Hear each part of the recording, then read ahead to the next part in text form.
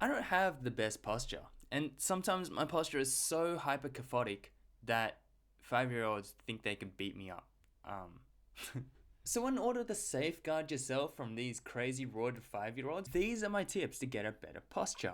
Now, posture is fluxing difficult to explain. Firstly, we have to appreciate that it's a parafunctional issue. Something like picking your nose or snoring, watching anime, grinding, it just happens. And when you fall victim to the cycle of bad posture, that's when you cultivate functional shortening. So the first thing you need to target if you have scoliosis is making sure that you can rotate to the same degree on both sides. Hug yourself and just do simple thoracic twists, and you'll soon find out that one side is going to be harder than the other. So practice the side that is harder to undo your scoliosis. For kyphotic posture, you just want to do any high rep back exercise, because at the end of a basic low row, hands coming in red hot towards your nipples, your neck is straight in this position and you're no longer in kyphosis. Drill this movement in so it becomes part of your procedural memory, and that's going to help you with posture. The last thing to note is that cerebral cortex controls any voluntary movement before going to the basal ganglia. So to fix your posture,